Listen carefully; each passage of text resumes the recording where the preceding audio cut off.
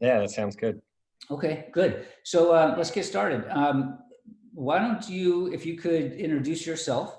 A lot of our agents from Orange County are very familiar with you and your work, but our San Diego and Desert agents may not be as familiar. So if you can introduce yourself, give us a little bit about your background and what you do. Yeah, I'm Stephen Thomas, Chief Economist for Reports on Housing.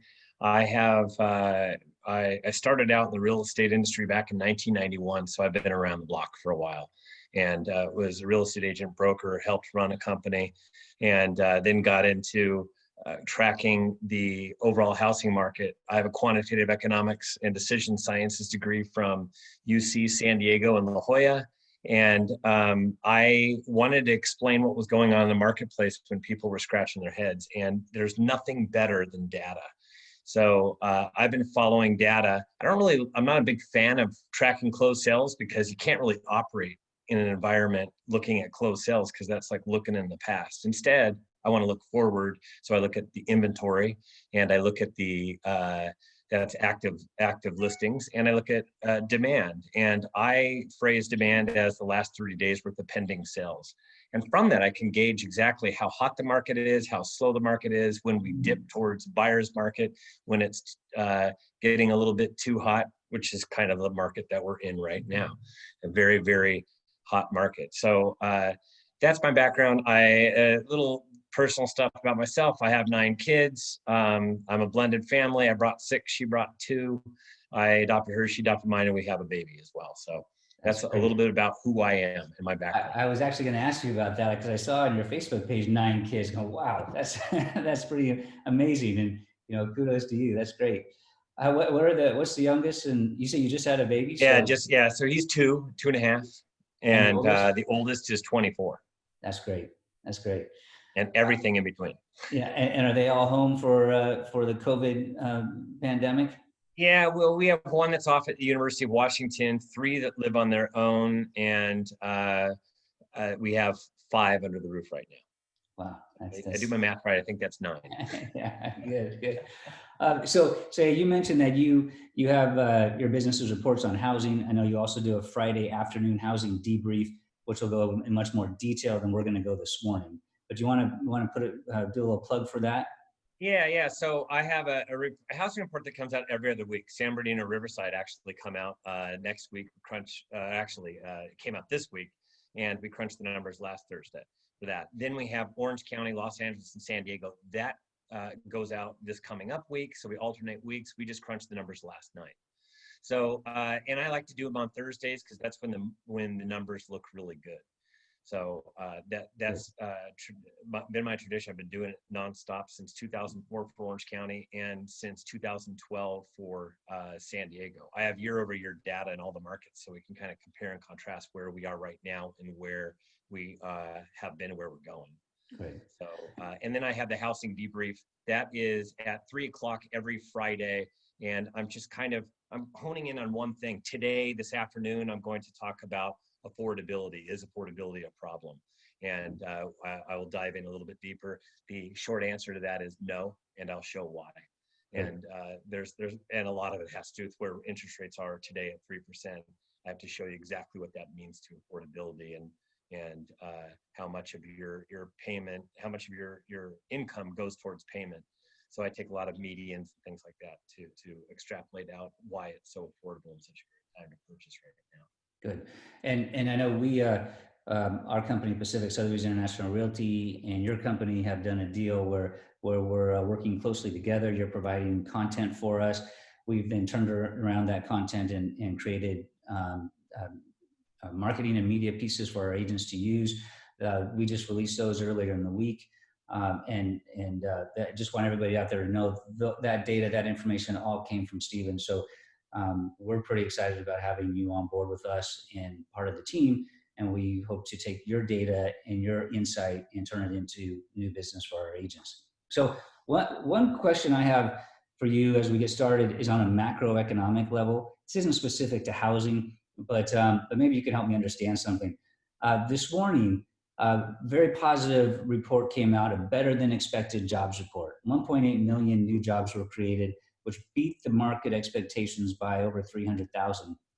Yet the stock market, even though it had another record-breaking week, was down this morning on that news, and it kind of battled back a little bit. But it seems like was there something more to those numbers that I'm not seeing? Because I would have expected the market to really rally behind those numbers. Yeah, because it's expectations are one thing. However, you have to look at May, June, and July's numbers collectively. May looked a lot like July's numbers, but June looked really good and far beat everybody's expectations. And what I think Wall Street was hoping for was another one that far beat expectations, where we saw at least even with June or even higher. Instead, we fell back. So we're not creating as many jobs as Wall Street wants to see. So I think that's the pushback. When I saw that, when I saw the numbers come out, I go, it's just not going to be enough to continue to fuel Dow for the day. So it was good news, but not good enough news. Right, exactly. They wanted to beat expectations. They wanted to really beat expectations. Yeah. All right. Well, okay. Then let's get to housing, and specifically what happened this week. What do our agents need to know, and more importantly, what do our agents' clients need to know that happened this week, and how it relates to going forward with the market, the housing market? Yeah, I'm watching it very, very carefully. What's going on is we're still seeing supply drop, and that's normal for this time of year. But we're coming from such a low level, and we had so many people not place their homes on the market because of COVID-19. That's slowly but surely losing its grip. But there are some fewer homeowners, not as many as before. I think it's 5% off for the last 4-week period for San Diego, and 4% off for Orange County, and Riverside County is like 7% off. But that's the 5-year average number of homes coming on the market for a 4-week period. It'll be interesting to see what this week holds as far as the same percentages. We can't really tell until we get to Monday, because everybody still places their homes and then they backdate the listing date. So I like to give accurate information, but it was something where we were coming from 50% fewer homes coming on the market down to 5, 6, 7% fewer homes coming to the market. There's still fewer homes coming on compared to the average. So that's exacerbating the problem. There are fewer and fewer homes available, and that has been a real issue. For San Diego, it's its lowest point as far as the active listing inventory is concerned since I started tracking it back in 2012. Wow. It just beat the start to 2013. If you remember 2013, that was ugly. We were going, man, there's not enough homes, and it just beat it. And Orange County is not quite as low as San Diego, but Orange County it's the lowest August since I tracked it beginning in 2004. So you could see it's really an issue. Inventory in the low desert is flat this last week. But it too is at its lowest level since tracking back in 2012. So even though it's kind of flattening out right now, it hit a kind of a bottom, that bottom is very, very low. And the other thing that I'm seeing, this flip side of it, is demand. We're still seeing demand increasing. And so we haven't even seen that peak yet. San Diego it went up about, 3%. And so did Orange County. And it's the highest demand reading since May of 2016 in San Diego, and in Orange County, it's the highest demand reading since September 2012. So it beats all of 2013. So we're getting really, really low demand. Really, really high demand and a very, very low supply, and that equals a very, very hot market. Low desert, it's flat in the last week as far as the inventory, and it's finally flat in demand. So it seems like, and demand, it being flat, it's at an elevated point as well. So very, very low demand. High, gosh, I keep doing that. Very, very low inventory and a very, very high demand means a very hot market. So in other words, we're still very solidly in a seller's market. Oh, this is the midst of spring. And if you're a seller, I'm trying to tell everybody this is the absolute time. And this is the D-Day, because we don't know how everybody's going to react once kids go back to school. Mm-hmm. So, and the big hypothesis is, well, you know what? They're at home anyways, so they might just be more inclined to purchase because it's easier to move around the kids when they're all on laptops. But I still think that demand's going to come down a bit, just not as much as it normally does compared to like averages over the last 5 years. So demand will still be elevated, and that has a lot to do with interest rates being at 3%. So I see more hot markets to come all the way through the rest of 2020, but it might just cool down just a bit from where it's at right now. But right now, today, as far as low desert, Orange County, San Diego is concerned, it is the hottest point of 2020 right now. And just to make sure everybody understands, when you talk about demand, will you define demand? Yeah, pending sales. Pending. So new properties going under contract. Yeah, and I'm not looking at anything that stays in contract for a long time. I'm looking at the last 30 days worth of pending sale velocity, and I'm comparing it to all points in time for the same 30-day point in time. So I look a year ago, I look a month ago, and I'm just looking at what the ebb and flow is of demand. And right now, I'm telling you, it's just pumping on all cylinders. Well, the data we put out this week was, I'm guessing, would have been, it was July data. I mean, they had Orange County up 19%, San Diego 15%, and the desert up 43%. Now, are you seeing those numbers increasing even from the July numbers? Yes. Oh, yeah. Wow. Yeah. Wow. Yeah. I'm seeing it. And here's just a little taste. I can't put out the closed sales data yet because we're not far enough into August, because we have to let everybody place their properties from July properly into closed sales. But I can tell you this, it beats the last several years. Wow. Closed sales for July. That's incredible. So for our agents and we've been telling our agents this for a while now, but as they're going out and speaking to their database and their sphere of influence, I mean, this absolutely is, a seller's market. If there's any interest at all, their sphere to be putting their house on the market, now is the time to do it. And they need to be really promoting that, pushing that, informing their clients of that, because there could never be a better time. Yeah, and one of the things that I'm hearing out there right now from the boots on the street is that a lot of homeowners are reluctant to place their homes on the market because there'll be nothing to buy. And this is where we got to get back to be creative thinking.